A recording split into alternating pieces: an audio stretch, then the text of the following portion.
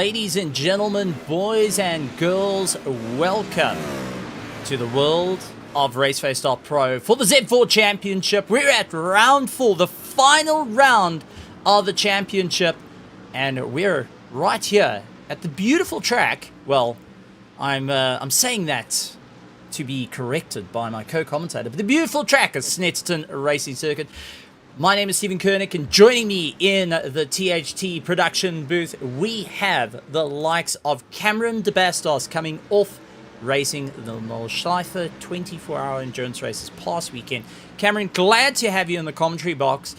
Super excited to have the racing coming up, and we have got some tremendous things to talk about, where the championship fights that we're having is not really towards the top in our pros, but it is towards more the bottom classes, our second, third, and fourth, as I see our live timing suddenly disappearing on us right at the last.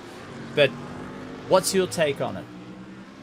Well, good evening, Stephen. Good evening, everybody. Yeah, well, just came back from the 24 hours of North. I mean, you were also there, and I think it was a very kind of kaput, tired bounce.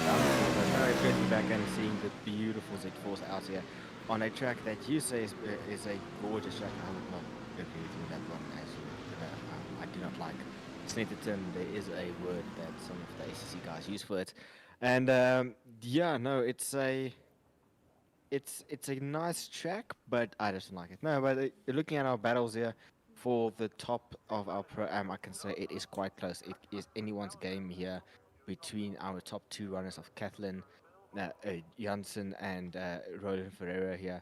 So it will be close. Whoever wins, whoever performs better tonight will be the winner for tonight's race there.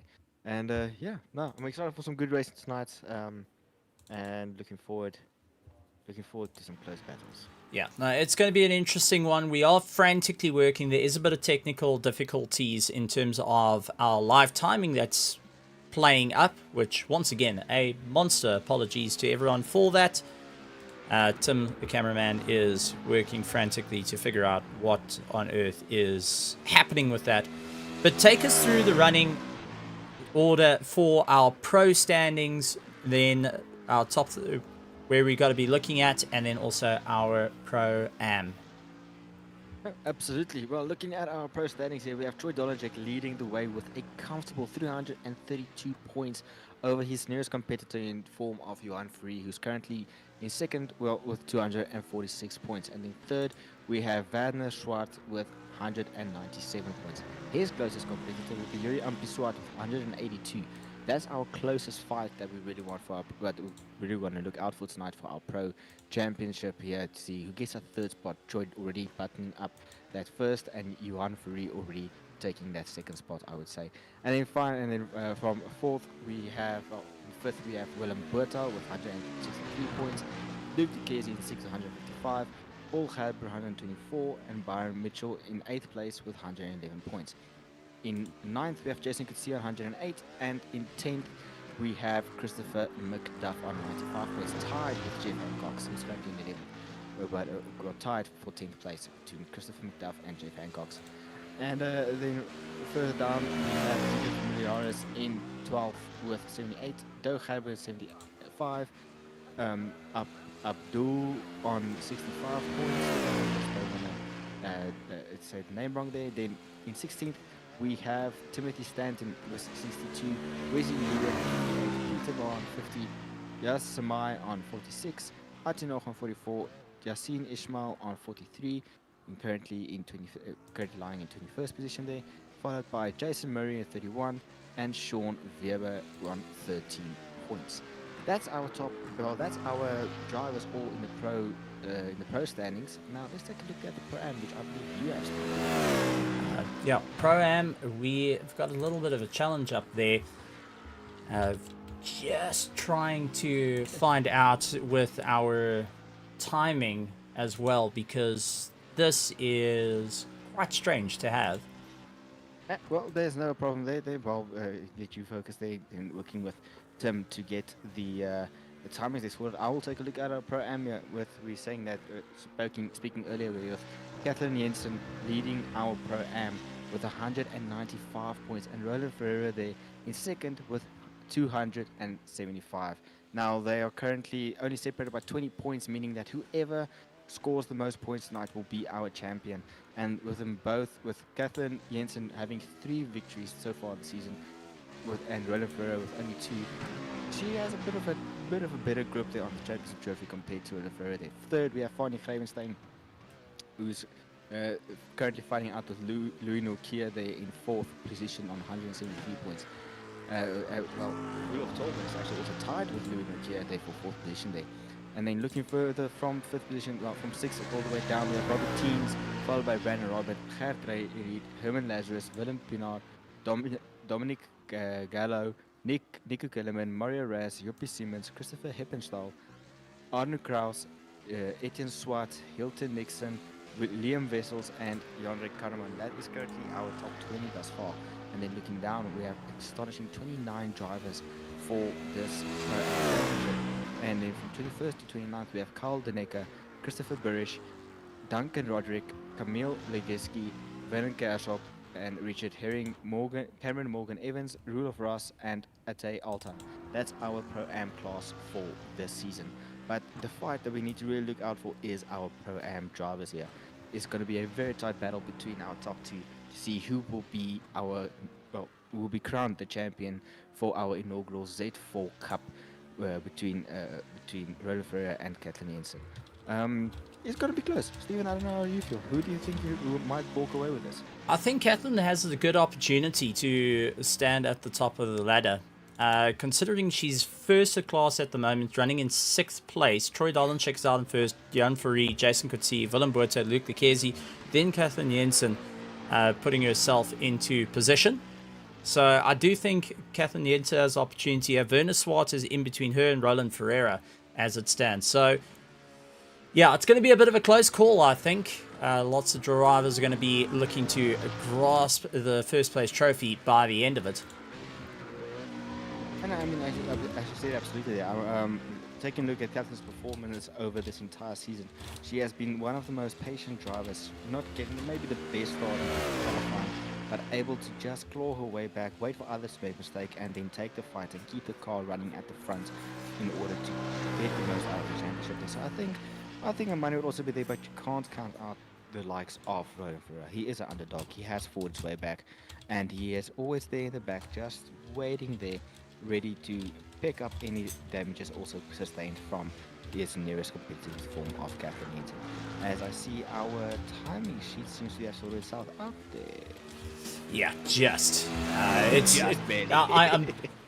Tim's frantically going on. I'm talking to a guy in Germany, and well, the time zones have been absolutely fun to deal with.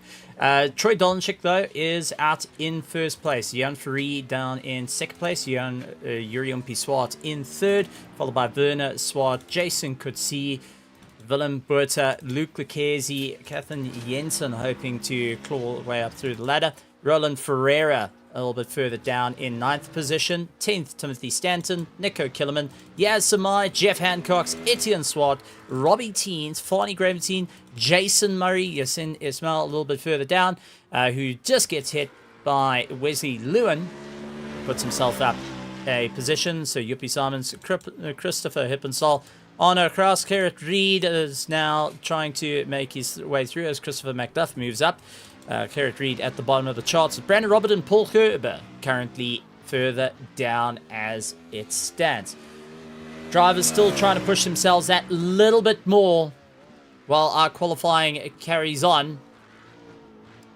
And we look forward to seeing who will be able to take it to the top of the charts. But a race will be starting soon. And at the moment, with only 2 drivers unable to put in a lap time, I think we're in for a race and a half. Yuri Swart, who we currently keep an eye on, trying to improve his last lap time, that 46.61, is only 0.1 of a second behind Troy Dolanchik. And absolutely, Stephen, the drivers are definitely pushing out there, but now we have to take a look at the track. Snetterton, a very, very tricky track to really master there. I'm not sure how it is in terms of the iRacing side, but I do know from the ACC experience that I have around this track, it is very, very rough on the tires. You can cut corners, but you will be punished. It is very, very. There's a lot of gravel and thorns and rubble out there on the edges of that circuit. So if you run a bit wide and go off there, you will be able to puncture your tires, leading to unfortunate time loss and damage, meaning you will have to be very, very careful there.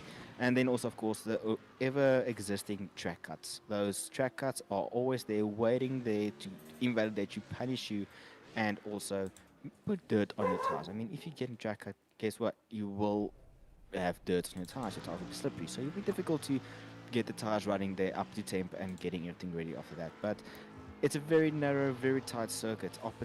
Overtake opportunities are not a lot, very few. After the long stretch in the run-up leading towards to the big divot. I know it's the bomb something. I think it's a bomb. I don't know what it was. Even though it's a big run-up there, but you can make some moves there and send it there. It's just all about being who's the bravest on the throttle, who's the bravest on the brakes, and who can maximize the exit out of a corner that is very tight. Yeah, no, it's going to be a bit of a tricky one. Drivers are going to have to push themselves a little bit harder.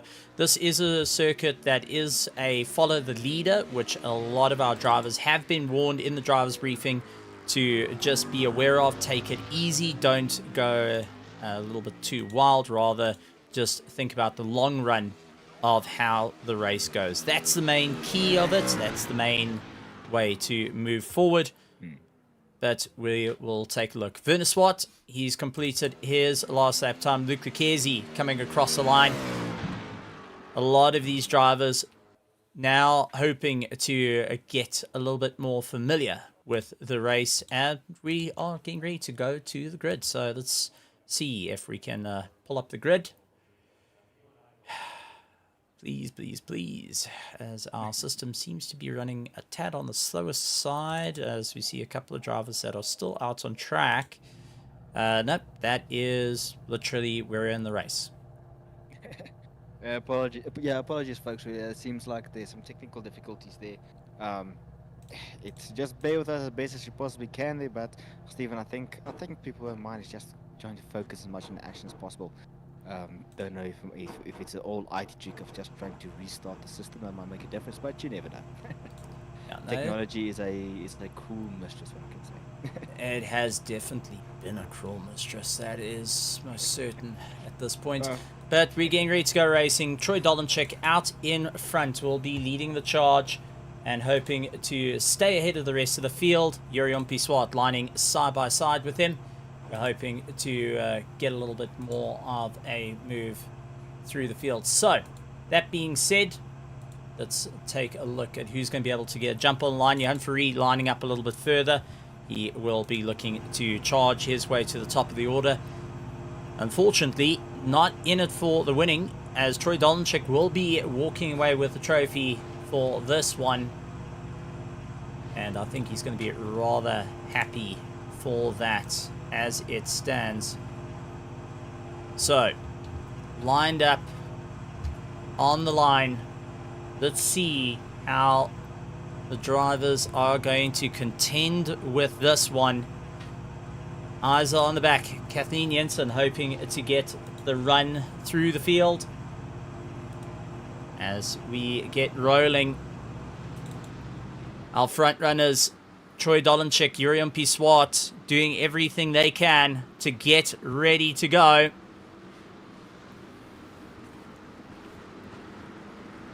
It is very much important again to emphasize the closest battle that we will have for Pro and for Pro is for third place between Yurion Piswat and Werner Swart, as they are quite close to one another. But there we have Troy Dolenchik bunching up the pack, getting ready to light up the tires and go racing.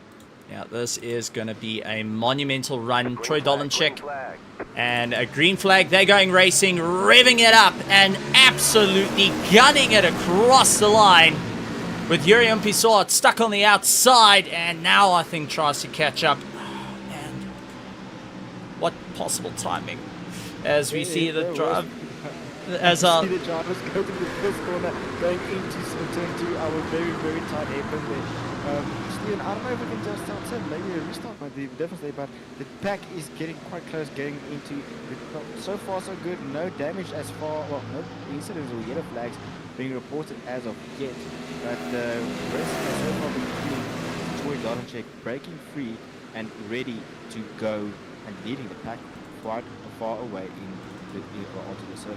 Yeah, Jan Ferree in second place, doing everything he can. Yuri Umpi-Swart trying to close up behind him. Luke Lucchesi a little bit further back. Jason Coetzee now trying to get going. Willem Buerta tailing behind him. Timothy Stanton, Werner Swart, then Jeff Hancock's right onto the back of him. Roland Ferreira trying to play a little bit of catch up. He is currently ahead and leading out our Pro-Ams, where we have got Kathleen Jensen chasing him down. Will be starting to close up on that rear spoiler, hoping to push a little bit hard to try and get past at the moment, but it is going to be a monumental fight all the way through. Up on the inside, Roland Ferreira getting a little bit of a nudge from Kathleen, and now Kathleen will be getting ahead. Nico Killerman going and taking the advantage there, and it looks like Roland Ferreira dropping down the order as he I've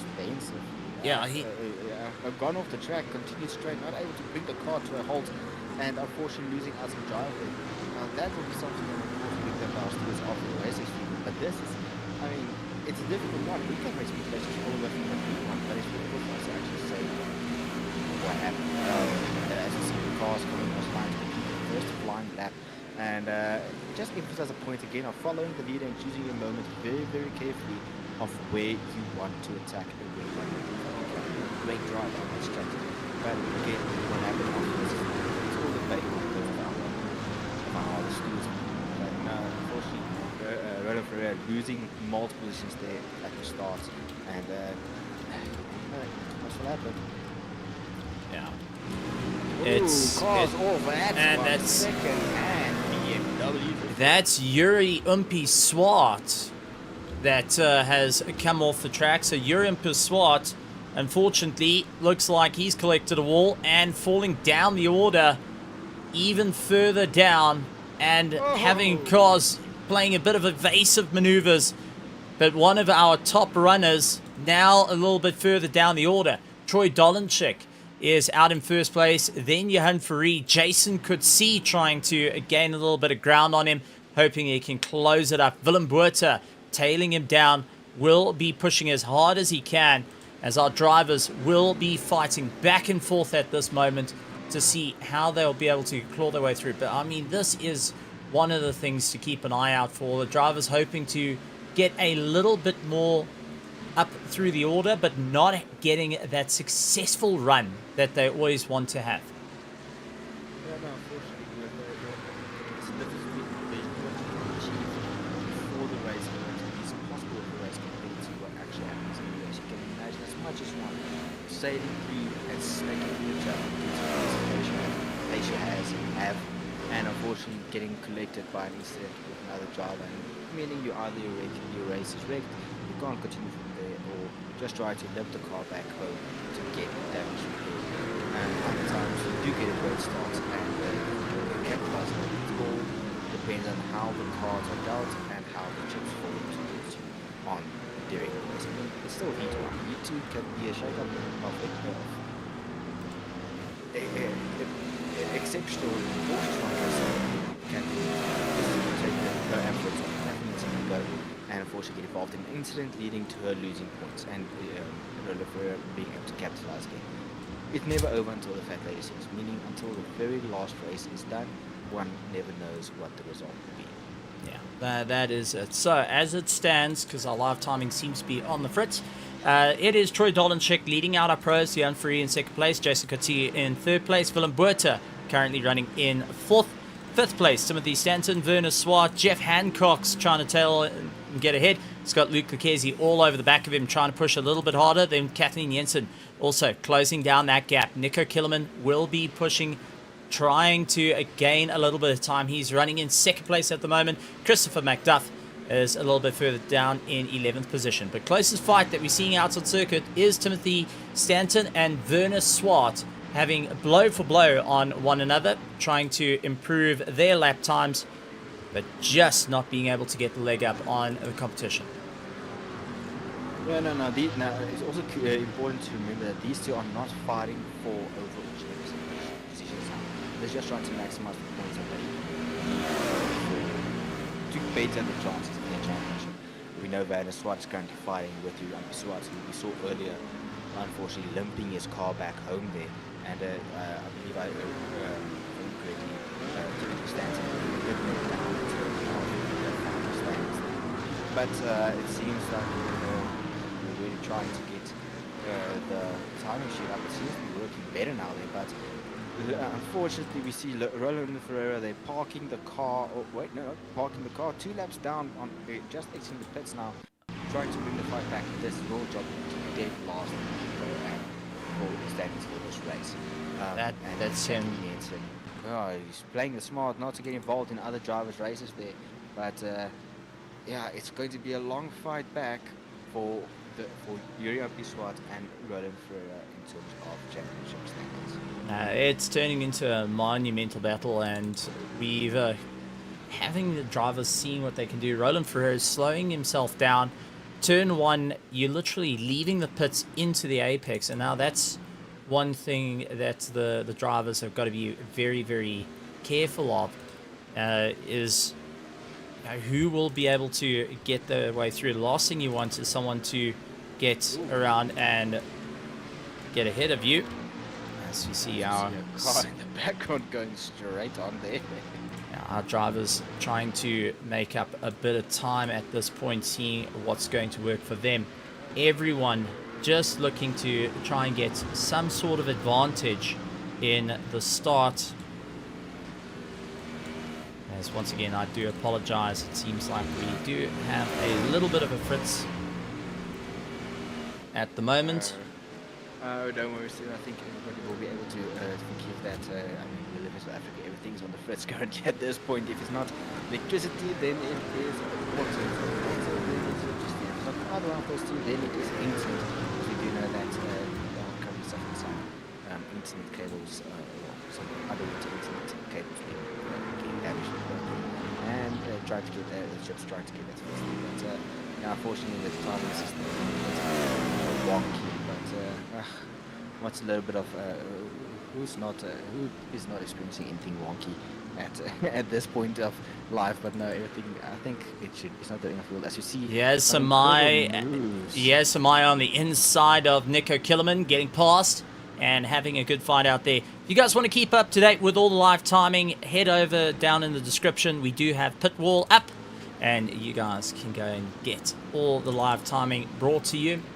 And keep track of your favorite drivers, as we see quite a few cars dropping a wheel on the dirt. Brandon going and diving off into the dirt as well. So everyone just pushing themselves that little bit harder, hoping to get themselves that little bit further up the road. Not going to be an easy one though, as everyone's having to try and move their way forward. Now, I got a question. When you're in a battle like this, and with the championship on the line the way it is, do you think it is smart to get into fights with your competition, or do you think it's rather just give them a little bit of room and let the race run the way that it needs to? You're in a championship fight, so let us know how your thoughts are on this. Well, Steven, I think it best would rather be, I know you're trying to maximize your points, but you don't want to go back so much points like it's that you get. Just be smart about this. Choose who you want to fight. Every car do have their own unique identifier, as we see Bar and Wolf and somebody as the players. I do know that the drivers were able to see that in the rearview mirrors there, but also, so I'd rather be playing it smart, saying who is going to pass who do you want to battle, know your closest competitor. You mentioned there, I know my closest competitor for the F4, which is happening this weekend, is the Van there. So I do know that for me to capitalize on that, I have to be ahead of him and races, just to make sure that everything's safe, or keep the car clean as best as possible and try to avoid any incidents as I possibly can. So it's a bit of a give and take, one would say. But no, you don't want to get involved in unnecessary battles. You don't want to go damage your car, damage your championship, and throw away points that can really help you in the long run. You want to be smart. Oh, as we see a BMW, they get quite extensively boosted. But no, you don't want to go battle. Preserve the car. Focus on the goal ahead of you instead of getting caught up in terms of other battles around you. That's not going to affect the championship, especially if it is with pro guys, as we're going to see here with the likes of car number 412, who is Brandon Roberts trying to. Yeah, he's defending against Paul. Gerben, yeah, Paul is on the attack. Yes, which is not needed. I know Brandon is trying to get past Christopher Eppenstall, which is ahead of him, but fight those that are in the past. We need to fight the guys that are in the past. That's why we have to identify banners on each and every car, so that you can know who you're fighting with, if it's for championship points or if it's not. Yeah, no, it's definitely a interesting time for all our drivers, seeing who's going to be able to get themselves up the road, who's going to be able to stand above the rest. Is a long game to it, and who's going to challenge their way through. So trying out a different idea to see maybe we can just get some live timing on the screen. So once again, we do apologize, but out in front is Troy Dolnchik, Jan Fourie in second place. Then we've got Jason Coetzee, Willem Buerta, Timothy Stanton, Werner Swart, Jeff Hancox as pile up. Yeah, that was Timothy Stanton. Timothy Stanton is the green, and Werner Swart is right behind him. So we've got these two, which is Werner Swart currently with a Bridgestone looked, and Timothy Stanton just ahead of him, trying to move his way up through the order. You just see cars tumbling down the pit, tumbling down the order there, unfortunately. But yeah, as you were saying, Stephen, our running order is in a race of their own. That is most certainly what is currently happening. And we'll have to keep a very close eye on all the action of who is where, who's going to be able to take their way to the top of the charts, and who will be able to stand at the top of the race. Yes, absolutely, as you said, Stephen, as we take a look here quickly, continuing in the lead, we have Troy Dolnchik leading the way with a comfortable 4-second gap to Johan Fourie, and in the third place we have Jason Coetzee, followed by Timothy Stanton, Werner Swart, Jeff Hancox, Christopher McDuff, Catherine Yates, followed by Nico Kellerman, Yasamai, Willem Buerta, Paul Gerber, Etienne Swart, Barney Gravenstein, Luke Lucchesi, Robbie Teens, Arno Kraus, Christopher Heppenstall, Jason Murray, and Pat Reed riding out our top 20. Then for the rest of the cast, we have Yuri Ampiswat, Brandon Roberts, Wesley Lewin, Yassine Ishmael, Roland Ferreira, and then finally you'll be seeing as they're riding out our 26 running cars that we have there. Oh boy, Stephen, it's an action-packed race thus far. If it's not technology failing us, it's the cars that are causing havoc on circuit. Yeah, no, that's definitely it. As it looks like we do have a little bit of live timing coming up, and just giving us a bit of insight of who is where. Troy Dolnchik currently leading out the pack. Jan Fourie lying in second place, looking to try and score some good points over Jason Coetzee. Timothy Stanton in a bit of pressure with Werner Swart right onto the back of him, as they give it their absolute all. And everyone just having to work that little bit harder, trying to get their way around. So Timothy Stanton going to be pushing as hard as he can onto the back of, well, Werner Swart's going to be pushing onto the back of Timothy Stanton. Kathleen Jensen leading out our Pro-Ams as it stands. They're trying to make their way up through the order. So it's good to see some good fights happening out on track for the BMW Z4. This is our final race at the moment. So this is heat 1 of 2 heats that will be running tonight. Yasamai running in 10th position overall, but is sitting right between second and third, with Etienne Swart hoping to get a bit closer to get into that third place. Will stay in the third place spot. But as we went and spoke about, big eyes are going to be at Roland Ferreira, who's now down the order and just circulating at this point. A bit of a gutting blow on his part. Unfortunately, that lap 1 there just costing a bit too much trying to defend. And I mean, it is early. I do know he's trying to fight for the championship there against Kathleen Jensen there, but just unfortunately losing out there. It's one of those that one of those things. You have to be very, very careful in terms of your race styles. Who do you want to battle? Who do you want to take advantage of in terms of the cold tires there? So the best thing that would have happened at that point from him would just rather break earlier, let Kathleen through, let her run the release race, let her chow up the tires, and then just sneak through and get the points needed there. It's all about practice now. You don't have to go all out in the first race. They only separate about 20 points. Even though it might be a bit different, it's 54 points for the winner.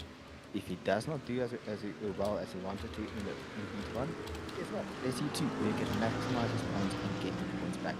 You never know what's going to happen in heat 2. Anything can happen. It's anybody's game. Yeah, no, this is going to be a very long race for some, and others is going to be a bit of a thinking one. So, with that being said, as a driver, we're going to talk about our pit stops.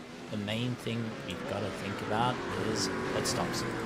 So, Troy Dolanczyk will be hoping to gain a little bit of time and break away from the likes of Johan Ferrari.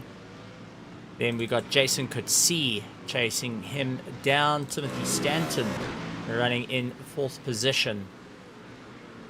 I mean, these drivers are trying everything they can to improve themselves, get that little bit extra, and hopefully claw their way up through the order.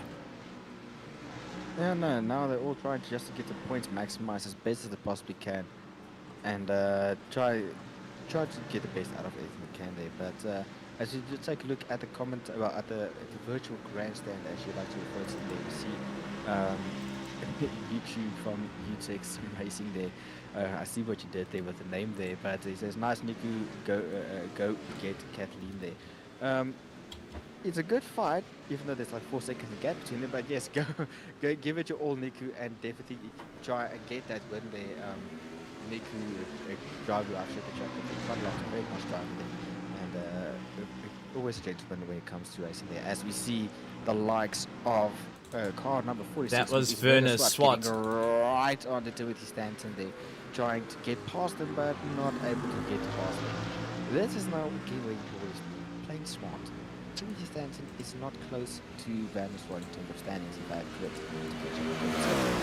but now he's busy getting mixed up in this race. You're getting enough points to secure your championship that you want.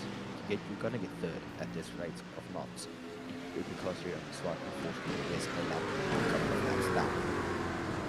Yeah, well, Timothy Stanton has got Werner Swart, and these two have kind of built up a bit of a rivalry as time's gone on.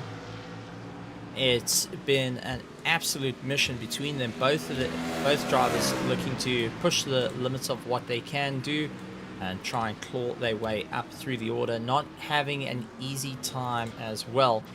Main thing is they're wanting to keep the drivers going, keep pushing each other that little bit harder each and every time as they make their way through. Yes, well, I should say this, Stephen. I just quickly took a look here. Werner Swart is currently 3rd for this race, our standings. And Timothy Stanton is all the way down in 16th. Now, he was our previous round F4 champion for the Pro-Am class, and then moving into Pro-Am, not the Pro class now. And he is also slugging it out, but it seems like the BMW is not treating him as nice as the F4 or EBC treated him, and he's still treating him quite well there. But it seems like the BMW is not, he prefers to be in an open wheeler, not a closed wheeler, it seems.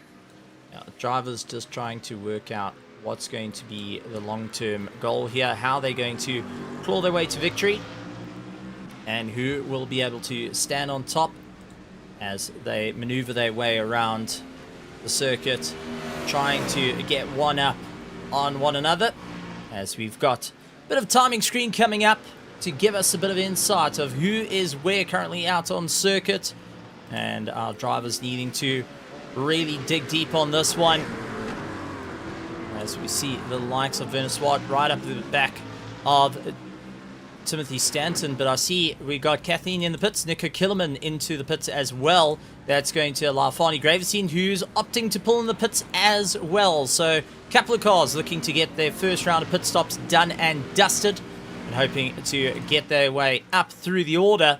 But with that being said, what is going to be the trigger pull for the likes of Roland Ferreira, who's trying to gain some time, bring himself a little bit closer to the front of the pack, and that's not going to be an easy fight for him.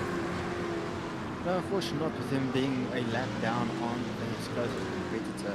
He is definitely going to try and get back that time, but because of the incident being so early, he will not have fuel in that car. He will need to pit again. Now, these are famous words that myself and yourself no. Even with the safety car, for example, they will still need to pit again. Don't remind me of a safety car. It completely backfired on both myself, yourself, and the entire THT team there. But it's still one of those. It's a 30-minute race. He pitted, unfortunately, on lap one, got the damage fix, got lapped, and now he's trying to claw his way back. It's not something that's likely to fall in his favor. But there's no harm in not trying. Try to continue to claw back. We do know that Roland Ferreira has quite a lot of pace, but he is also carrying some damage that was not completely fixed during that pit stop. Some gremlin damage, as you would like to always name it. So he's definitely trying to just claw back as much as he can, and some top end speed might not be there. I think me and you have suffered enough in terms of not having enough top end speed over the past weekend. So I feel for Roland Ferreira, but keep on going, Roland. We do know that you are able to claw back sometimes, and we really like to see you back in the fight for Heat 2, with the likes of Kathleen Jensen. Now, as our drivers make their way around the track, doing everything that they can to try and fight their way through, Troy Dolanchik still sticking out, while the rest of his fellow competitors have already started pulling into the pits, getting themselves organized, getting themselves going, and will be looking to stand at the top of the charts. So let's see how this is all going to work out for them, as he's got Vernon Swart trying to chase him down. Christopher McDuff currently running in third place, Timothy Stanton in fourth, Jeff Hancock's in fifth, Kathleen Jensen in sixth position, first in class. Yurion Piswat down in seventh position, trying to gain some time after having an accident at the lap one. Yasmai, followed by Jason Murray, Luke Lucchese, Paul Kerber, Etienne Swart, second in the Pro-Am class, now trying to claw his way through. Brandon Roberts, third in the Pro-Am class, and fourth place going to Connie Gravenstein, who's trying to gain a little bit of time as well. Drivers hoping that they can push themselves that little bit more and really get towards the top of the charts. And absolutely, Stephen. But what I do find quite interesting now, I just looked at the timing sheet there. Johan Ferrari, I believe he was running second right after Troy Dolanchik. Yasin Ismail's got a bit of a problem. Ooh. This is a replay of Yasin Ismail's run. And on the dirt, and that saves the car right around. That is not something you want to see happen. It's a little bit of a slip, unfortunately, coming into play. Running a bit too wide, trying to explore the track limits of Snetterton, and unfortunately hitting that British grass, which we all know is quite slippery because the sun never shines in Britain, unless for today where the sun is shining, but the grass is slippery. As you see, Troy Dolanchik just putting in the new fastest lap of the race for 146.794. He is checking out. He is miles ahead of his closest competitor. He is in a class of his own tonight. Yeah, Brandon Robert and Fanny Gravenstein, though, they're still on top of one another, one of our closest fights. And then Kathleen Jensen hoping to also gain a little bit of time. Got Yurion Piswat challenging and closing up behind. So this is going to be a bit of a push for her, and she's going to have to dig deep as they make their way around the circuit. All drivers having to see whether they can improve who will be able to close up towards the top of the charts. But Troy Dolanchik already starting to break away that time. The fastest lap time of the race, a 146.7 as his quickest lap time. well, the rest of the field only able to get down into the 147s, but you can really see the gap starting to break down from each of the drivers as they start losing track of our running order. Kathleen Jensen letting Yuri Piswat go now, will be backing off a little bit, concentrating on the race at hand. Brandon Roberts lying a little bit ahead of Farney Gravestein, starting to feel the pressure as we do see a bit of side-by-side from Robbie Teens and Wesley Lewin that seem to have a bit of a run with one another. So Now, good to see them having a great bit of fun out there. Now, it's always great to see the different classes battling out this even, but I spoke about it earlier. Like, it's something that I always like to hammer on, especially even though I'm not normally one that follows my own advice. We spoke earlier about Kathleen Jensen busy fighting there with Yuri Swart there, but while we were looking at this battle here, I just saw the switch that Kathleen led there before we cut to them.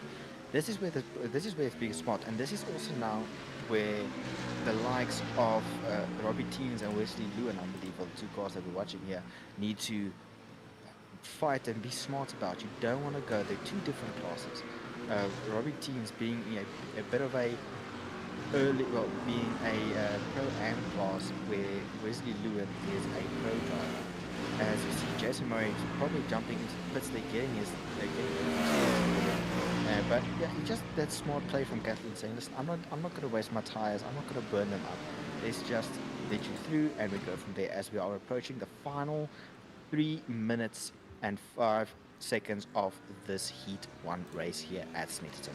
Yeah, no, and once again, a big thank you, and once to apologize for the craziness in terms of our live timing, doing all sorts of frits. Yeah, not 100% sure, and it's even across the waters they are a little bit unsure of what's been going on.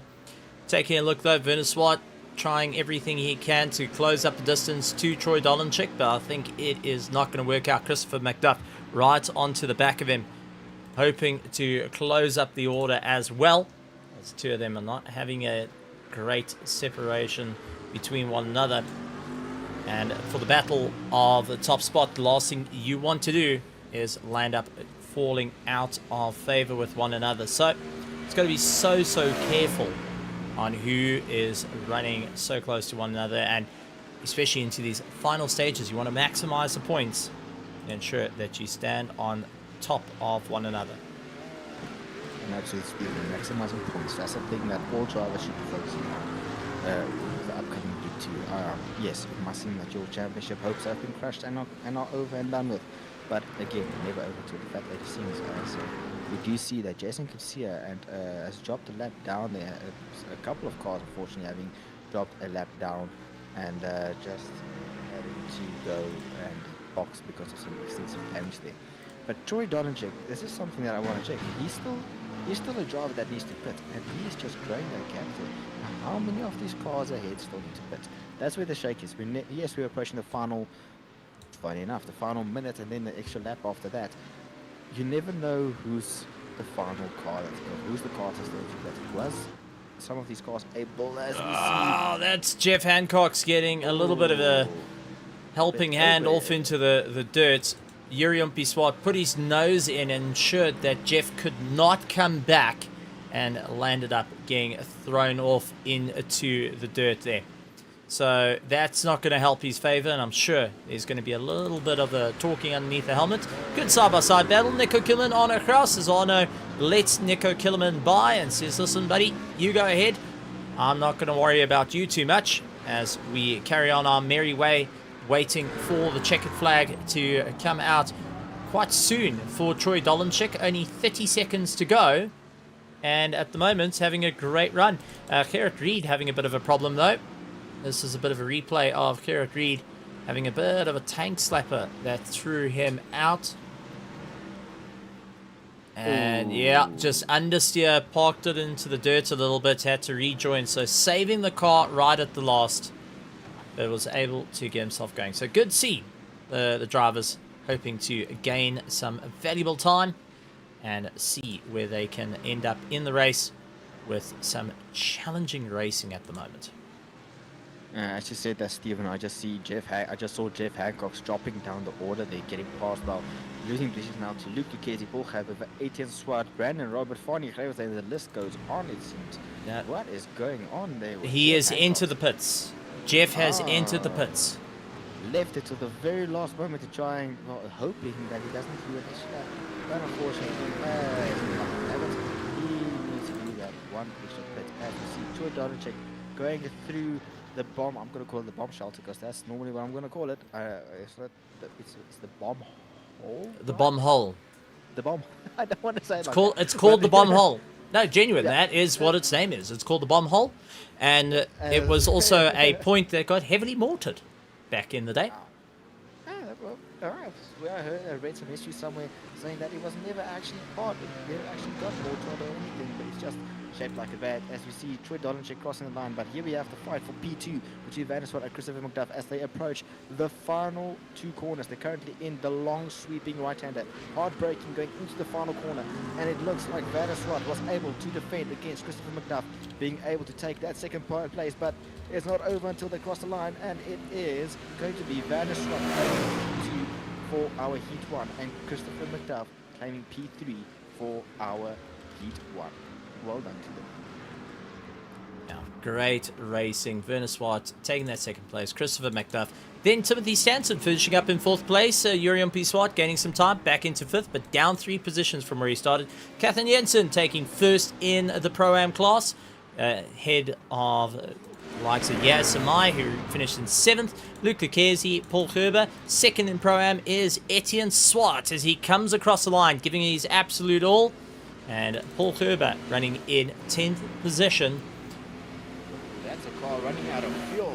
That is Paul Gerber, who has slowed right down, and he actually killed off his positions. That went, he just crossed the line. Yeah.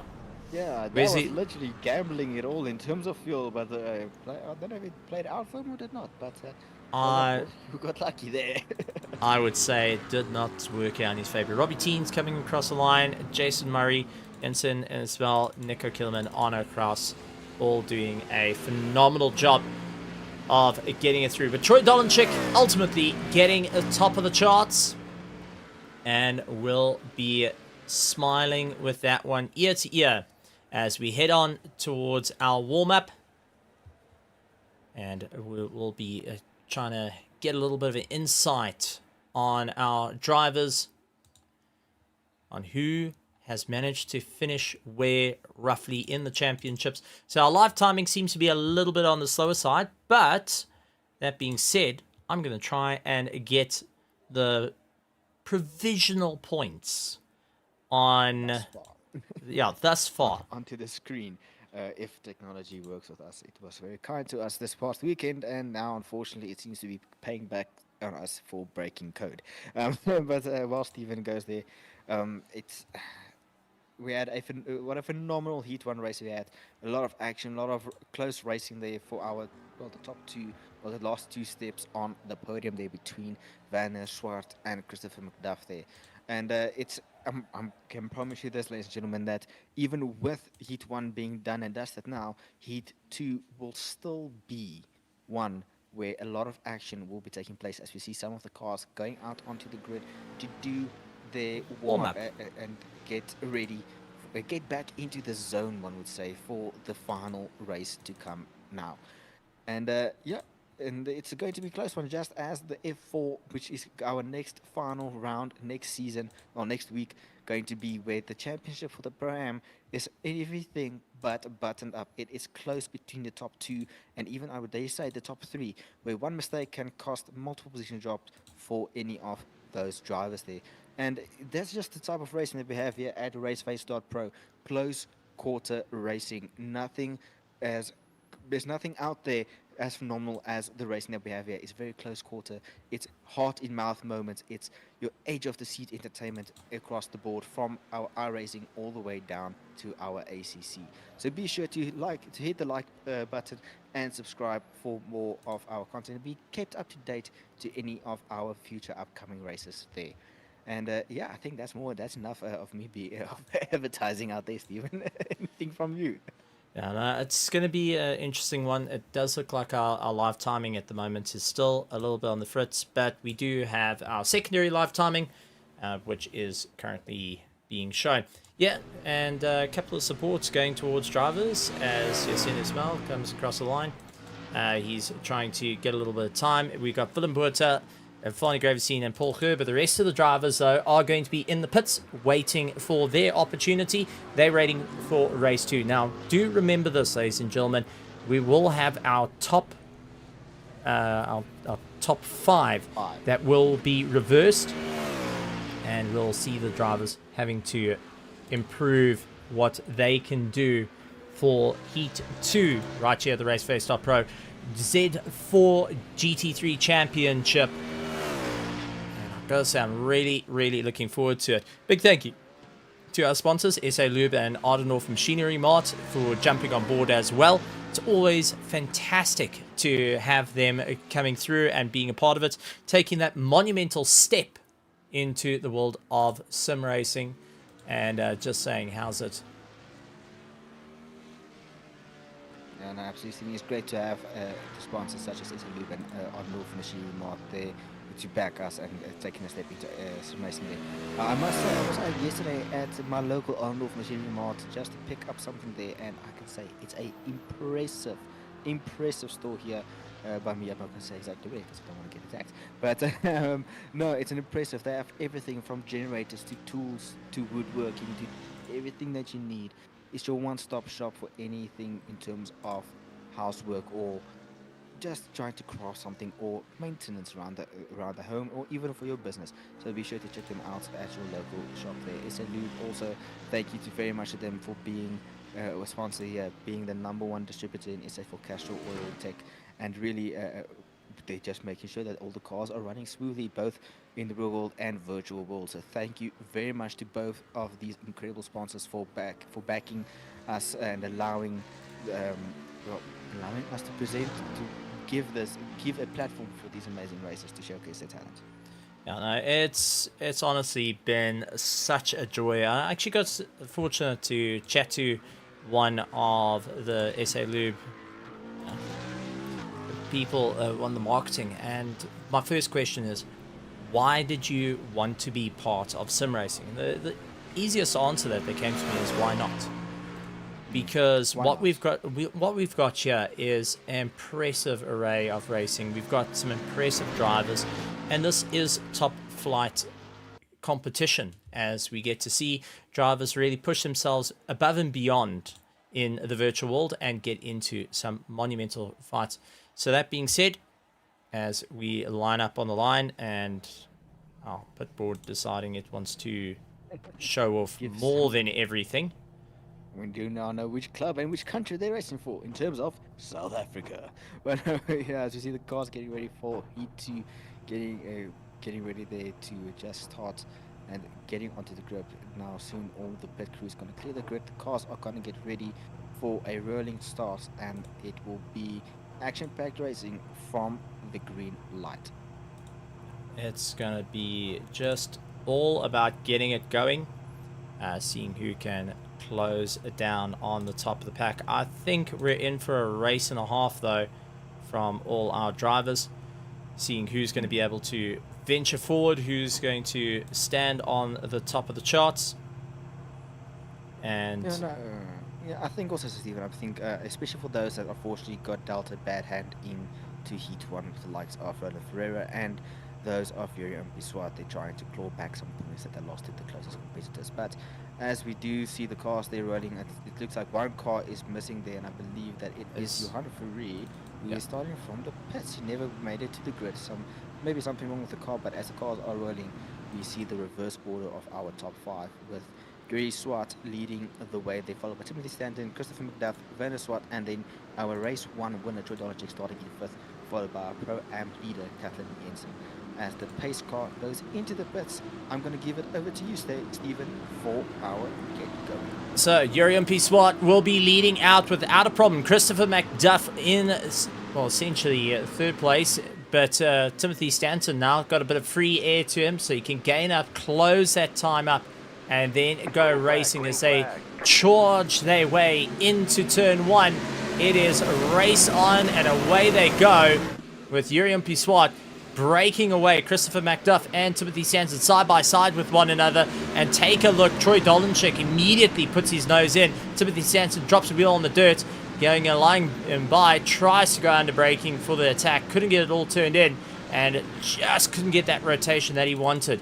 Then you've got the likes of Werner Swart a little bit further back. Kathleen Jensen currently leading out her class. We'll have Luke Lucchese quickly closing up, and Yaz Samai for the asymmetric racing doing a phenomenal job out there. Etienne Swart will be looking to try and gain a bit of time as they fight their way through. Drivers will be trying to push themselves that little bit harder, trying to see what's going to be the gain as they claw their way around the circuit. Gaps between drivers starting to close up, and it does look like we do have a couple of cars that dropped a wheel off on the dirt, able to pull it back into the race. But out in front, Urium Swart breaking away. Christopher McDuff now having to deal with Troy Dolanchik, who looks for the inside line.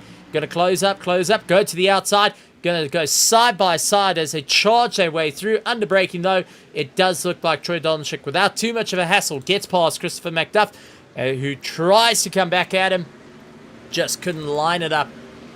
Timothy Stanton, Werner Swart once again meeting each other out on track, and we'll be saying a few words of who's going to be able to get the win on one another as time starts to tick away in our race.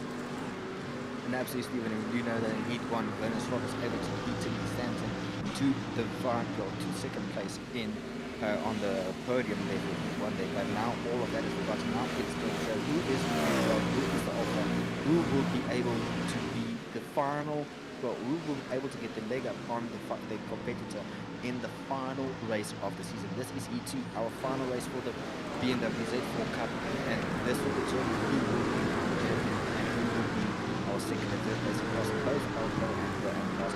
As we see Luke Lucchese really clawing back some time to get back at Werner Swart to Stanton, as he had a very bad Heat 1 there, and he really wants to end the season on a high. So all the drivers are getting all trying to get the comfortable gap that they had previously, and also to look after their race so they do not wreck it and unfortunately lose at the very end. But so far all the cars are still circulating with some tires dipping onto the dirt there, but still some very close racing there as Luke Lucchese tries to get closer onto the brakes, but unfortunately not enough, and Werner Swart there really hanging it on to the likes of Timothy Stanton, and just trying to get as close as possible as the gaps are starting to go lower and lower, and who has got the better exit onto this long stretch here before the final couple of corners.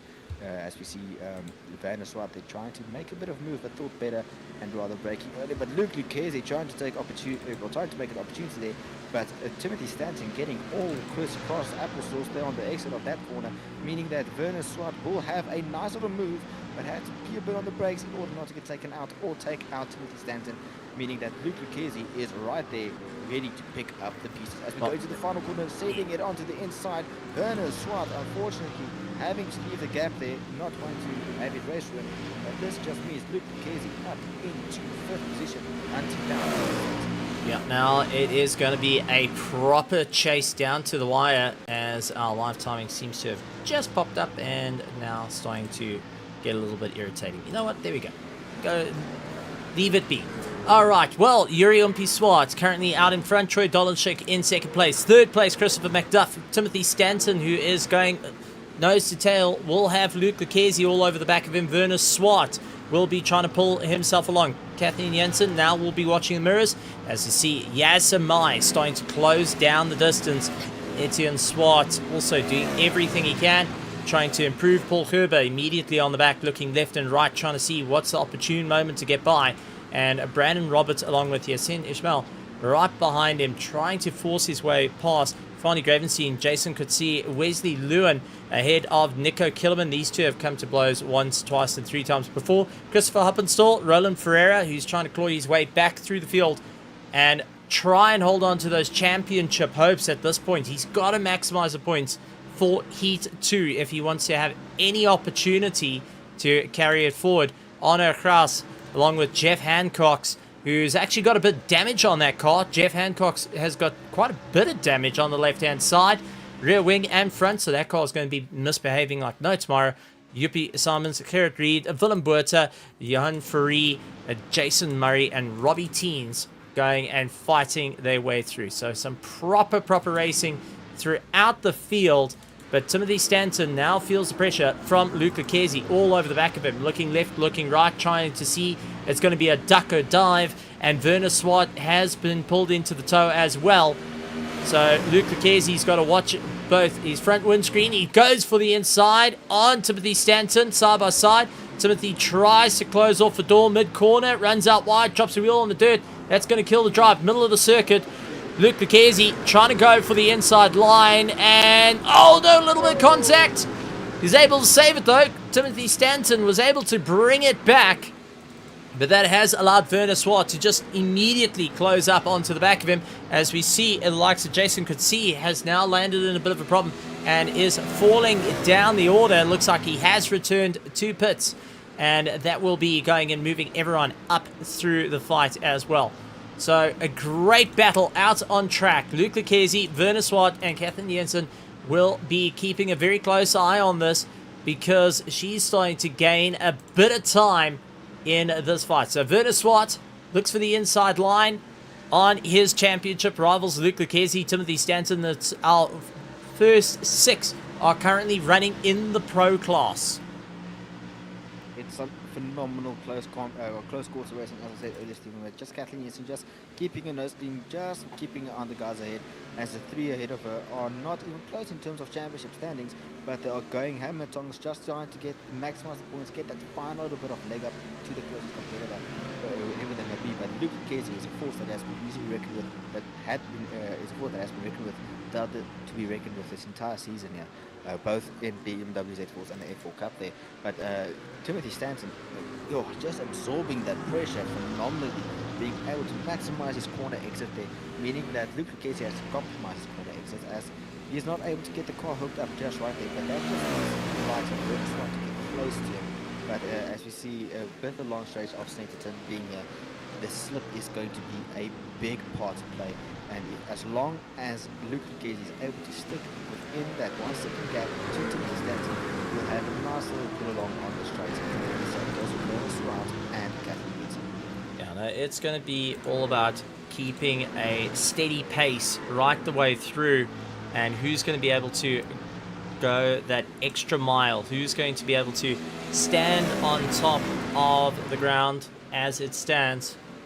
Not going to be an easy run for them as they try and power their way through. You can see Timothy Stanton starting to soak up more and more that pressure, hoping that he can gain a little bit more time as he fights his way around the circuit, trying to get better, quicker, better, faster, and more up towards the top of the charts. Not going to be an easy run for him though, as he's going to have to dig deep on this one. Unfortunately, really has to dig deep there, Stephen. But as you said, they're better and faster. I kept on thinking of this very old song. It's a very old Techno song, and I've been trying to remember how it goes now. Yeah, no, I'm not going to go down. I'm not going to go down that road. It's a Daft Punk song, I believe. I can't remember. I don't know. It's in the back of your mind. You just can't remember what it is now. But as you see, these 3 cars going through that long, sweeping second. Last corner before the run-up, hard braking into the final corner, flicking to the left, and running the car as wide as possible without getting an X. And Luke Lucchesi is not giving up without a fight, really giving it his all. Try and get the first position from Timothy Stanton, but Timothy Stanton will not give it up without a fight. It does look like Werner Swart has also snapped off the train a little bit, so losing out that little bit. Drive, Timothy, though, a little bit too aggressive on the dirt. That's going to allow Luke Lucchesi around the outside. Timothy's trying to understeer, get him off the track, and parks it on that apex. Beautifully done as they battle their way through. Honestly, some proper racing between these two as they fight it out. It is nose to tail between them, and the attacks just keep going. And who's going to be able to stand on top? Well, that is going to be the best question for our drivers. Who's going to be able to move that far forward in this monumental battle we're currently seeing out on the track. It's just absolutely nightmarish between the drivers to see who's going to be able to move their way, who's going to cave under pressure first. I mean, there's so many questions that one can ask. Who will be able to stand on top of the charts? And I don't know, hey, this is going to be a test of who is able to soak it up more and more as the race goes on. No, absolutely, Stephen. Now it's all about who is the best, who's the coolest head under pressure, who's able to ignore looking into that rear view mirror and focus on the road ahead, focus on the target, and just placing the car perfectly.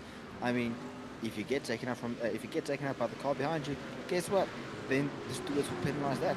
That's car meaning that there will be some points. Oh, Werner Swart getting the drive, and Luke Lucchesi into the pits. So, I'll goodbye. So I do not want to follow me anymore. That's baiting the idea to it as we see our head-to-head giving us a bit of a display of Werner Swart now gaining a bit of time. Was faster through the previous sector on the likes of Timothy Stanton.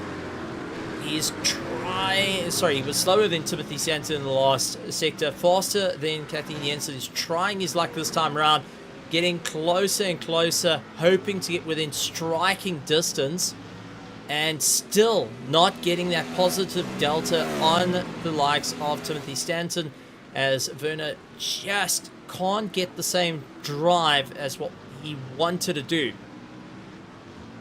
Monumental fight there.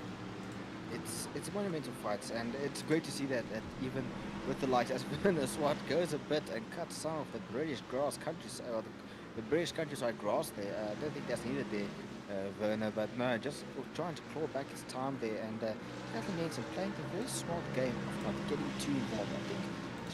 I think she's a bit far back for that one. She's a bit far back, but she's also having she also has the end goal in mind, where what she needs to score, what points she needs before, and go from there.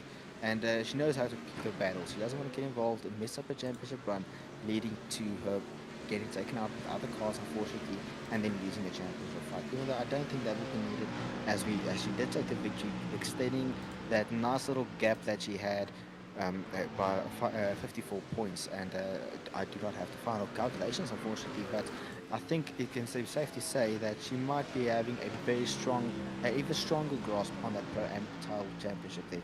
Meaning that I believe she will be our first female champion in all of RaceFace history. Yep, no, that will be it. Setting the benchmark, coming from overseas, across the waters, to be a part of the racing, and has really done a fantastic job. Yuri Swart currently leading out the pack, with Troy Dolenchek closing down bit by bit behind him. Christopher McDuff hoping to close down the gap between them as well. He's running in third. Timothy Stanton in fourth. Werner Swart. Paul Herber a little bit further down the order. He's in sixth. First place for our Pro-Am, so is Kathleen Jensen. Yasemai running in seventh position. Eighth is Yasin Ismail, so sorry, this is ninth overall. But 8th in class. Then we got Etienne Swart. He is in the top 10, second in class, with Fonnie Gravenstein and Nico Killerman trying to close down on them and moving their way up through the order. So it looks like we've got a retirement from Jason Coetzee. Unfortunately, he is out of the running. We've got Jason Murray into the pits, getting himself sorted out. So a couple of drivers getting those pit stops done and dusted as quick as they can. Robbie Teens closing up on Christopher Hoppenstolt. We'll look up on the inside, side by side they go, charging their way through.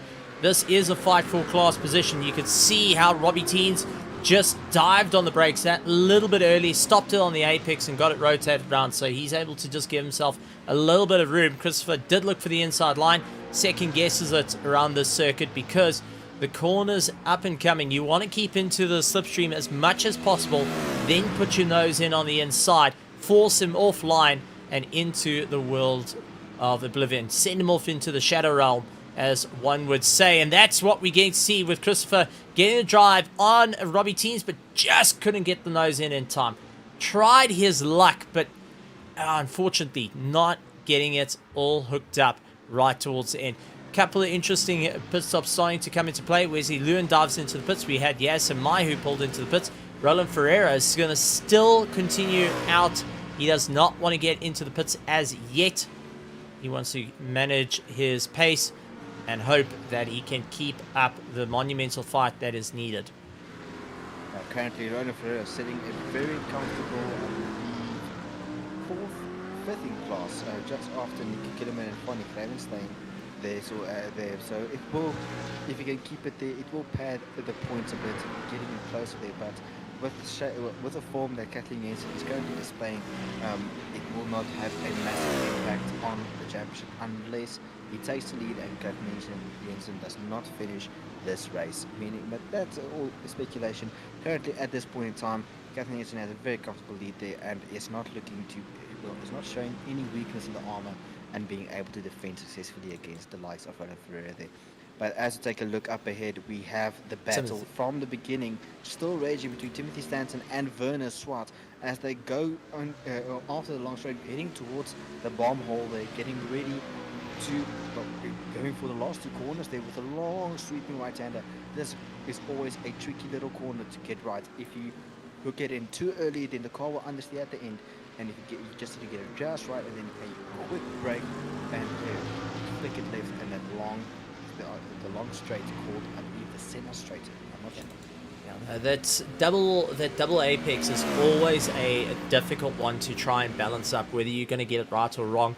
It's one that you're either going to really go for the dive, or unfortunately it's not going to work out in your favor. Timothy Stanton, though, not having the best drive out turn one, goes defensive, holds the inside line. Werner Swart looking to try and undercut him, gets on the power a little bit early there to really try and put his nose in, but had to slow it down as Timothy Stanton was not getting off that apex. He was hoping that just maybe there's a slight move. Unfortunately for him, it did not turn out to be the case. As they continue, they full flight through, but these two are not backing down from a fight. The champion, their little rivalry has spanned more than just this championship, but I think a friendship also starting to build out on circuits. We see Paul Herbert just in the background, dropping a wheel on the dirt as he battles his way through.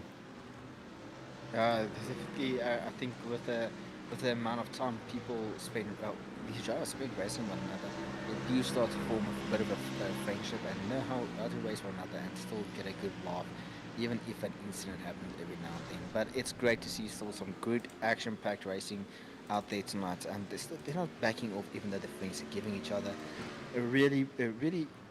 pretty much everything, especially in the final round there, and it's great to see that. And Werner Swart getting real close there, trying to get a better run there, and trying to see how he hooks up there as Timothy Stanton chooses the wider line, while Werner Swart chooses a very more closer line towards the apex there, and seems to be getting all loose there on the sausage curve, which will kill his drive out of that final corner. I think Timothy Stanton can breathe a bit of sigh of relief for this And Troy Dolanchek finally into the pits, going and getting his pit stop side. That Yuri Swart will be up into the top flight and continuing going. But Timothy Stanton, Werner Swart still need to get themselves in the pits and get themselves sorted out in their own little battle. Not going to be an easy time, because who's going to pull the trigger first? Who's going to be the first one in the box and get out and racing once again? Etienne Swart, Nico Killerman, they both headed into the box and dropping down the order. Nico Killerman going and losing out to Honor Cross with Etienne Swart, losing out as well. But it does look like Nico Killerman is taking most of the impact here as he drops down into 16th position. Paul Gerber trying as he might to close out on the front two, not working out in the favor of him. But a little bit further back, we got Willem Buerta with the likes of Etienne Swart. These two have finally met up on circuit and will be focusing on one another as they close down on the likes of Yaz Semai, who's just running a little bit ahead at the moment. Every driver looking to gain some valuable time and not having some time lost as the race goes on. I mean, this is a bit of a difficult situation. When do you get into the pits? When do you pull that trigger to say, I'm done, let's get in, let's get out? There's 12 minutes left of this race. The final heat of the BMW Z4 Championship right here at RaceFace.Pro, brought to you by Ardendorf Machinery Mart and SA Lube. And with the two identifying banners on the cars, SA Lube being our Pro class as we see the likes of Timothy Sand pull in the pits. Paul Herbert pulls in the pits. Werner Swart will stay out on circuit, so he'll be in a bit of lonesome at the moment. Arno Kraus takes a dive up, and Willem Buerta going and getting the pass done and dusted. Yes, and Mai looking to pull away. So the three of them having a great run, but don't count out Etienne Swart, who is now trying to claw his way back through the order, seeing that first, second, and third in class have all just pulled into the pits. Kathleen Jensen, Roland Ferreira, Fani Gravenstein, they have all just pulled into the pits. Etienne Swart, though, has an opportunity to possibly usurp the likes of Fani Gravenstein and Roland Ferreira. It's going to be close, though. As they come across the line, he has usurped them. So now this is going to be a monumental fight. As Fani Gravenstein exits the pits, Roland Ferreira will be exiting the pits. Stress has been built on as he needs to gain some valuable points here. Fani Gravenstein will not back down from the fight and keep it all together. Down the gears, really using that engine braking at the moment to keep it all together. But out in front, Kathleen Jensen holding that top spot. So, this is where we start to wonder who has got the pace. The final 10 minutes of the race, Jurien Piswart has now pulled into the pits as well. But this is where the nerves start kicking in, Cameron. You know you got 10 minutes and 26 seconds left on the clock. That is it. It's done. After this, you cannot repeat it. You're going to have to wait until the next season. As you see, Wesley Lewin and Jeff Hancock go side by side. And you can see how Jeff gets pushed out a little bit wide. Wesley gives him a little bit of a rub there, but does take a send on the inside. A little bit of an argy-bargy moment.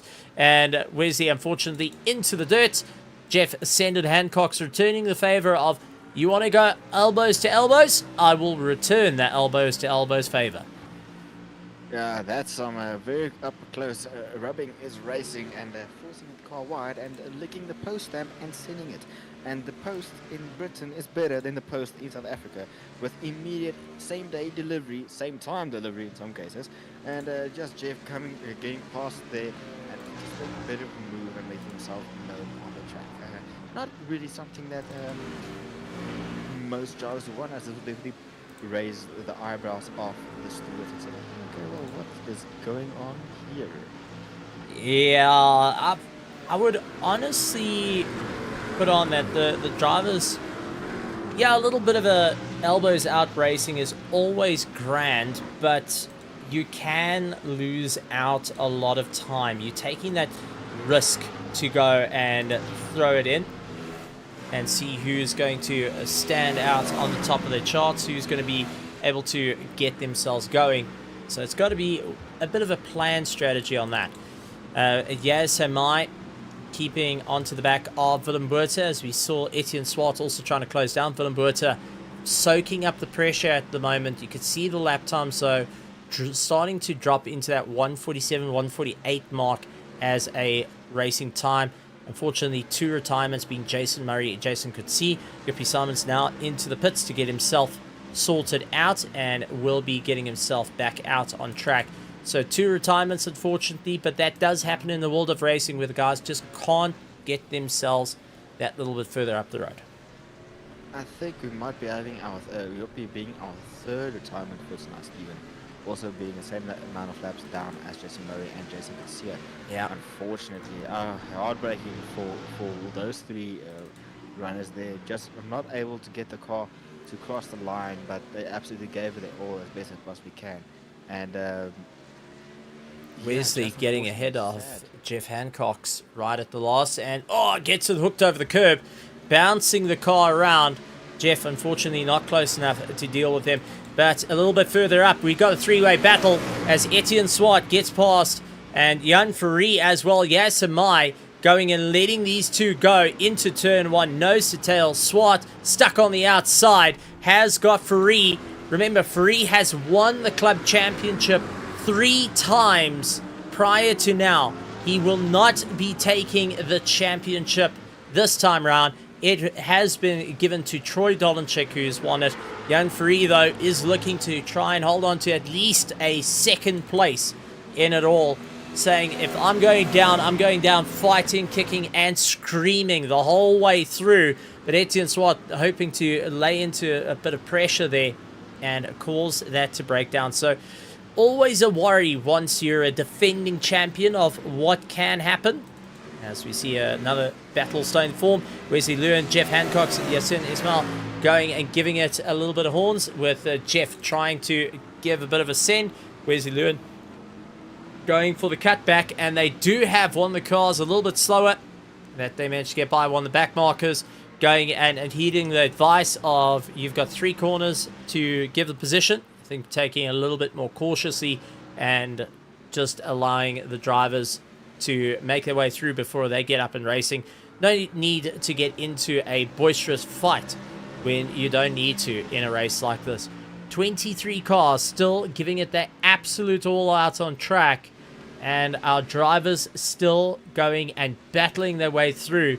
Jeff hoping to keep on to the back of Wesley Lewin, as this is one of our closest battles currently out on track, with everyone keeping a very close eye. So Yuri Piswat leading out our pros, with Troy Dolanchik second in our pros, Christopher McDuff third in our pros. Pro-Am, Kathleen Jensen, Etienne Swart, and then the likes of Fani Gravenstein. As you see, Yasin managing to get the pass done and dusted. Now he's onto the back of Jeff. Will look for more of the attack at the moment, trying to close down little by little, but Jeff Hancock's not going to lose out on the pressure here. Will maintain his racing line, not get into a defensive positioning. He will just wait it out. Yeah, rather just be careful, not sprint. Just play it smart right at the very end. Take opportunities as they pop in. As we see the likes there of Yasin Ismail, they're trying to make a move on Jeff Hancock. He's also a driver quite known for making moves and really bring the fight to some of the more experienced guys and making a name for himself, and really trying to get close to Jeff Hancock's there. It's definitely good to see the new drivers out there, but Jeff Hancock's a very old, experienced hand driver, experienced hand at driving, and seems to be really able to keep the pressure from getting to him there. So far the racing, there has been some rubbing racing, but racing nonetheless. As we see, Yasin Ismail getting almost the nose of that BMW onto the rear axle of Jeff Hancock's there. This is some close racing. Now he's in the slip on the long back straight before the quick left-hander flick, and then making ready for the... Oh, Jeff goes right across him. Oh. And Wesley getting the win on that one, but Jeff out of nowhere turning in. I don't know. That was not... I mean, Jeff just blindsided right across the side of him. Didn't see Yasin at all, and that took both of them right out of the fight, and the damage to both cars will be quite extensive. And Robbie Teens, who just kind of arrived on the scene there, managing to get past Yasin Ismail without too much of a problem, nearly had the likes of Jeff Hancock into his door, but jingles, that was just a swipe to the side.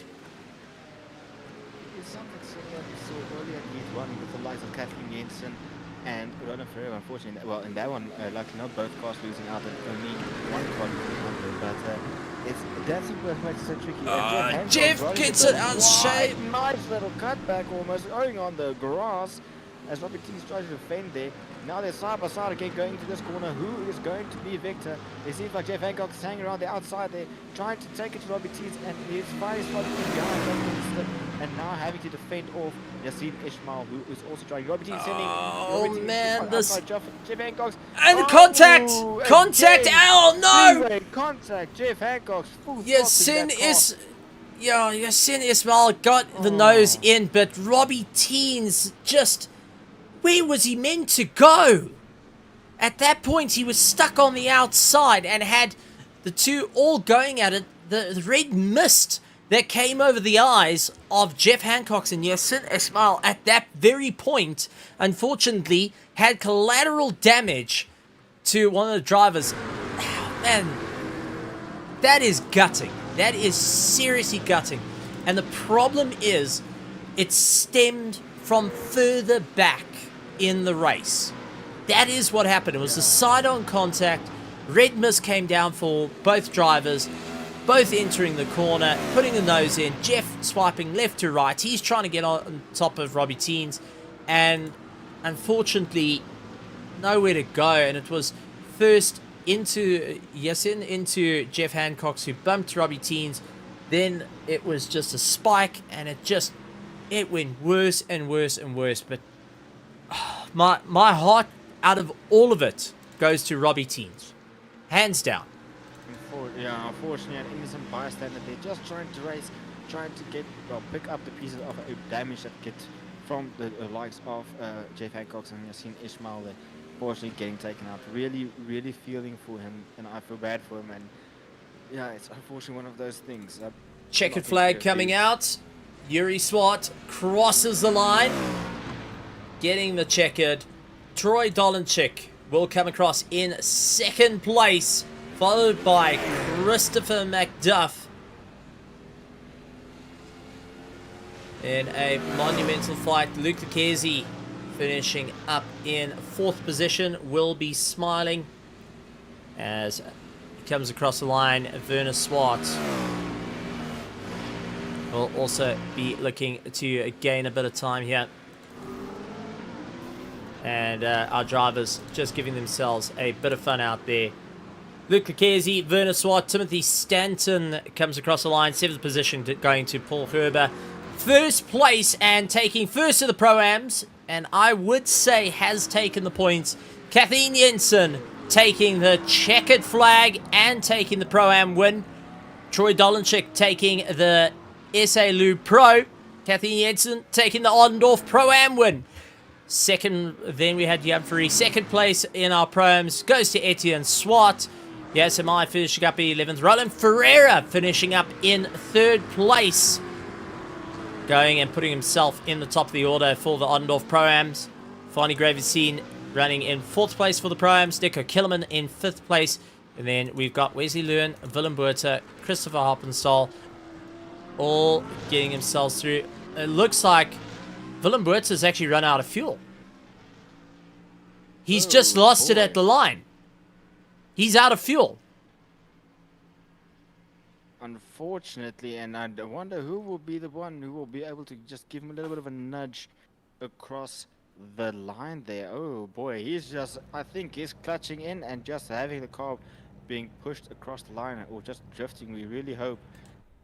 Oh boy, we really, really hope. He is so close. Oh he man, has no fuel. He's got no fuel. This is nothing. This is hanging on to hope and a prayer to get it across the line. Come on, little car. Come on, little car. You got this. Living on a prayer, as Bon Jovi used to say, and you're halfway there. Whoa. Oh, left, right. He's trying. He's to get the car. No. We both know that your heart and the heart in mouth moment. Come on, little BMW. Oh, it is creeping and it is. Stops. That's it. Game, set, match. Done, dusted. Oh, man. What a catch-up. But a massive well done to Yuri Spot getting ahead of Troy Dolenchik. But well done to Troy Dolenchik taking the Z4 Championship for our SA Lu Pro. And Kathleen Jensen will be taking our Pro-Am for the Oddendorf Pro-Am class. What a race. What excitement. What a time. I am completely out of breath on this one. And a monster well done to all the drivers. We will be trying to get an interview with a couple of them. Taking a look over to our grandstands. Against All Odds Esports. Yuri, Troy, and Jason Lackaboys, well done. That is Against All Odds from OKLA, going and supporting from the karting side of things to the drivers that do participate in the karting. And now going and having a bit of fun in the tin top racing. Joe Tube going and saying, well done, awesome stuff. Which is great to see. Indabele going and saying, keep it tidy, Farney. So he's going to be happy with that. Nicholas Carlos also going and saying, well done, very impressive. So good to see a lot of drivers quite happy with the race at hand. But that is the end of the race. And lots to go and unpack there. Lots of drivers having to really see what they can do. But what a amazing time out on the track. And absolutely fantastic racing and action-packed, as we all know. Went into this final round not knowing who will be the championship winner in Pro-Am, who will be the third place finisher in our Pro class, and it's a great news. Fantastic to see some close racing there. And now, just one question, Stephen: how will Ardendorf give that our prize that they gave, well, that they have running for our Pro-Am class to Kathleen? She's quite a while away, but also it's amazing to see and finally be able to say Raceface has their first female champion in all our platforms, and it is Kathleen Jensen. Well done on that phenomenal drive for this entire season. Yeah, no, it's been a proper incredible one. Drivers all putting in a huge amount of effort there. Well, we got a first interview coming in to have a chat with us. We got Jeff Hancox to come and have a chat to. Jeff Hancox, welcome. Glad to. Yeah, good, mate. Getting a little bit of feedback there. But, Jeff, not... Oh, there we go. So, we got Jeff Hancox in. Jeff, Heat 1 went well for you. Heat 2, though, it looked like the red mist came down. A bit of a battle. But all in all, a race that was challenging from start to finish, coming into Snetterton for the Snetterton 300. Give us your thoughts there. Yeah, it was good, mate. Like race one was really good fun. The car is obviously very tricky, like very difficult to get it to turn all the way through the race. So you've kind of got to use like engine braking, the brakes, and steering at the same time and get it right. Otherwise, it doesn't turn. So it does bring a lot of challenges. I just need to work out. I need to start calculating fuel instead of guessing. Otherwise, it would have been good. Obviously, at the back there's always that chance of getting into incidents. There was some interesting choice of overtaking maneuvers at the back there, I must say. It's not quite the race that you wanted, but all in all, looking back at the championship, looking at how things have developed, what's your thoughts of the entire Z4 experience? A car that was gone and shelved for quite some time, brought out for the championship, 4 rounds, 8 races in total because we got 2 heats. I mean, this is a car that's not loved by many, or ones have very fond memories of it from early days, and now getting to bring this mad monster out once again into the spotlight for the racing. I enjoyed it, like overall, I must say. Like it was like a cool challenge to be back on like quite an old tire model again. So I think we've gotten so used to the current GT3 tire model. So like I enjoyed the challenge of, you know, like every track's a little bit different in the way the car, the balance is sort of evolves through the race. So I must say, like I enjoyed like sort of testing myself, especially with the fixed setup and not being able to make the car a little bit more oversteery, and only really having the brake bias to use. But then, like if you push it too far rearward, you lose so much front. So it's really hard to kind of find what the right brake bias is for all the different tracks. So it was cool. I enjoyed it overall. Well, Jeff, there's so much happening in the future right here at RaceFace.Pro with SA Lube, with Ardendorf Machinery Mart. But while we got you, we have got our spectators out in the grandstand. Anything you want to say to them before we let you go to go and sit back, relax, relive the action throughout the season? Yeah, man, just share with everybody. Like it'll be amazing if we can grow South African sim racing. And I think the product that we're putting out there overall is like really, really good. So yeah, share it far and wide, and yeah, let's grow this hobby of ours. Absolutely incredible stuff. Thank you very much, Jeff Hancox, and well done with the racing. Always fantastic to have a chat to him. Next up, Cameron, though, let's bring up Christopher McDuff, and you lead the charge on this one. Well, thank you very much, Stephen. There, Christopher McDuff. Well done on a phenomenal drive out there tonight. You really took the fight there to the likes of, well, tried to take the fight there in the beginning to the likes of Troy Donacek and really hang on to them there at the very end there. But well done on a phenomenal race tonight and also on a phenomenal championship. I believe relative new to our race community. I believe Stephen stands there to correct me there. But well done on the drive. Give us a bit of insight on how you experienced the race and in overall the entire season. Thank you. But so in terms of the race today, I didn't have any practice at all. I just kind of showed up last minute. But it's a track I know well. I used to race in it in different leagues and stuff. So picked up on it pretty fast after the heat race, the first heat race. In terms of like the racing itself, there wasn't really many people I was near. I was kind of just alone, my own little bubble. Leaders were too fast and the people behind me were just a wee bit too slow, so it's a nice little safety bubble I had. Just enjoying the drive out there tonight and see what you can achieve is what you're saying. Yeah.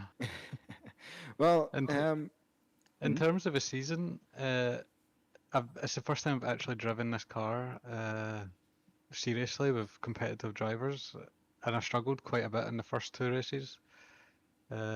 Started picking up, first two races, then I had to miss the third race. So I was quite happy today with my performance. So I picked up on it again. It felt really nice. So I'm gonna have to start driving this car again. Eager to get back behind the wheel and continue driving it again. Well, I'm pretty sure a lot of hopefully the organizers will be listening to that. But as you said, yeah, a difficult track. I know the track from Assetto Corsa ACC side and how difficult it is to drive on that with the cars being understeery. Is it a similar experience around this track with the BMW, with the older tire model, not being sure how to drive it? And is it the same? With this car, I struggle a wee bit with oversteer, so like I'm quite heavy-footed. So I was drifting out of a lot of the corners. Definitely doesn't help my lap times, but I enjoyed it. That's good to hear, and I've been keeping an eye on you throughout the season. You're really taking it to some of South African sim races, South African sim races there, and I think you can keep your head high, saying, "Well, listen, you're one of the I don't want to say you're Scottish." Yep, I'm Scottish. You're the one resident from Scotland who's able to take it to a South African, where rather than and it's not on the rugby field, but rather in the virtual world there. And just well done on tonight. Great drive from you out there, and I'm looking forward to seeing you in the next seasons that are coming up. Thank you. Well, Christopher, while we got you here, anything you would like to say to all our viewers out in the virtual grandstand? And to our sponsors, SA Lube and Arnendorf Machinery Mart for the season, all culminating to this. Just a thank you for a great league. Just it's nice to see these older cars kind of revived and race against really competitive drivers. And I would like to shout out Asymmetric as well. Asymmetric Racing on Twitter, Instagram, anywhere you go. If you want to watch us do endurance events and stuff. So yeah, that's all. So there we go, ladies and gentlemen. Take a look up Asymmetric Racing, and keep an eye on Christopher McDuff and his fellow teammates as they look to put themselves right up to the top of the charts. Both Yaz Samai also being part of that one. But thank you very much, Christopher. Looking forward to seeing you again, and we'll see you later on, hopefully, with the F4s next week. Bye-bye. Great to have a chat to our international competitors. Let's bring in a competitor that had it all on the cards tonight. Let's bring in Roland Ferreira. Roland Ferreira, welcome to the commentary box, something you're quite familiar with. This time round, going into the race, all was on the cards. The battle was there. Heat 1 didn't play out in your favor. Heat 2, though, you managed to claw back some of the points, finishing up in third. I mean, it was a back and forth. It was a hard tethering moment for you. It's now down to what are the points going to say come the end of the championship. Has Kathleen walked away with the championship, or have you managed to bag just enough points to grasp it? But all in all, what a performance from your side. How are you feeling after that? Thank you, Steven. No, I feel good. I definitely can say that she's definitely clinched the championship. There's no way that I could close that gap with the points. But yeah, it is what it is. It's not much that I can do about it. I'm happy with the second place. But it was a tough evening. It's not a very easy track to drive, and also to try and survive the last 10 minutes on the tires that you've got is also not very easy. Well, Roland, if you have to look back at the championship, look back at how everything's gone, what's your take on this entire championship being in a legacy car that was put on the sidelines for so long, but this time around we pulled it out. We've brought back this more of the historic racing, the Z4s returning to the circuit for the championship. If you take a look back at how it's been to and fro on your side, how are you feeling with it? Well, it's very exciting. The car is fun to drive. Would actually love to see more of this type of cars in the leagues. I think it's a way better call to drive this sort of stuff in general than the newer stuff, because you also learn quite a lot with these cars. You can increase your racecraft and everything with this type of vehicle. But yeah, I mean, I had highs and lows throughout the season. But yeah, I mean, I'm very happy with the overall performance that we had. Well, Roland, while we got you here, anything you want to say to everyone out in the virtual grandstands, and also to our sponsors, SA Lube and Arlendorf Machinery Mart, that have been backing behind this entire season? Yeah, no, Stephen, yeah, it's just thank you for the sponsors. It's great to have them on board. Great to carry their names on the cars. It looks awesome, and for the fans in the stands, see our team especially, our fan base has grown quite a lot. So thank you to everybody that supports us, and for all the good wishes before every race. It's awesome to have the support, so thank you very, very, very much. Well, with that being said, I'm not going to let you go just as yet, because Cameron, we have got Kathleen Jensen, and to bring in the rivalry, to bring in the two drivers, I think is worth doing for seeing a bit of a handshake here. Kathleen Jensen, welcome to the commentary box, and joining is second place Roland Ferreira in the championship. But Kathleen, we've just heard now that you would be walking away with the championship, not only going and finishing up in the Arlendorf Pro-Am Championship and being the champion of that, but also being the first ever champion in RaceFace.Pro history over the course of, I think it's 12 plus years of existence. But you had to fight it out with Roland Ferreira right the way through it. I mean, this has been a combination to get to this point. How are you feeling? Well, that was some race. It was quite difficult. As Roland mentioned, the tires were going off pretty hard at the end. We had a little bit of a tussle in the first heat, but overall, over the season, we've had some great fights, and I want to thank him for that, of course. Well, you deserve it, Caitlin. It's a well-deserved drive. Congratulations for the win on the championship. Thank you. It's nice to hear a little bit of a giggle and a smile with it. I mean, if you had to take a look back, Mr. Jensen, on the entire championship, and to finally say that you've got that win, you've secured it. What's running through the head at the moment? Yeah, give us the thoughts of a driver that's just walked away with a championship. Well, I'm very happy. I'm quite proud of that.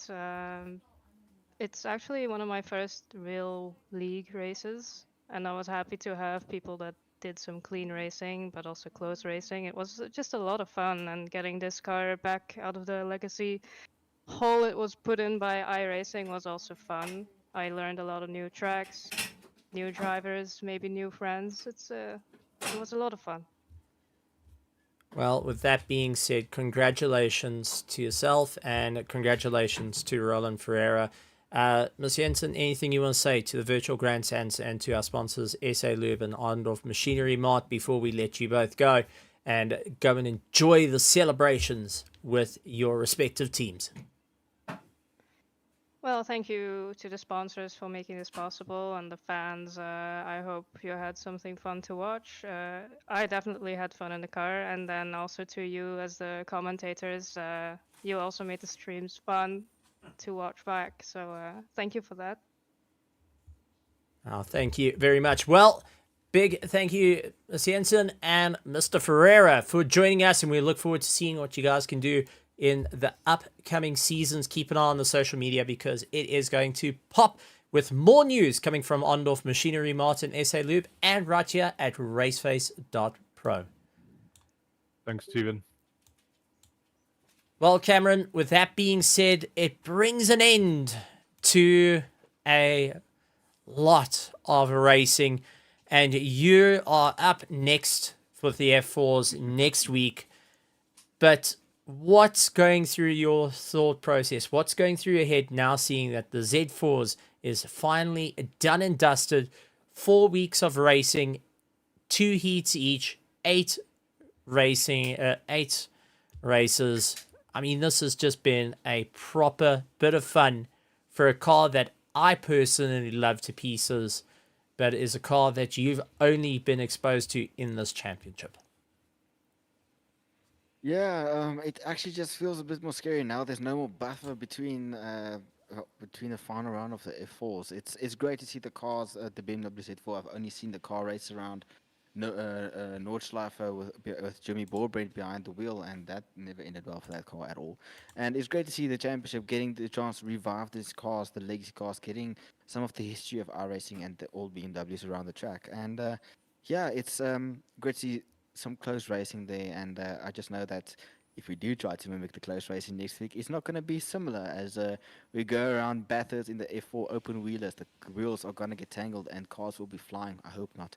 Knock on wood for that one. But no, next week going to be full of action with Stephen, you being alone next week around for the final round there, and me trying to clinch that title, taking the fight to the likes of Werner Swart there, as we both are trying to get our first F4 Pro-Am win in that category there. So no, I'm looking forward. Looking forward to it. It's been great racing on both fronts for both the Z4 and the F4 Cup, and yeah, it's just great racing. The Z4 has delivered quite close racing, and it's been entertaining. Great, been fun to see some of the names grow and some of those not so more known drivers pop out and stand out and make a name for themselves and shining a bit of spotlight on them. So it's been good. I'm looking forward for the next season to come, and wherever the road may take us.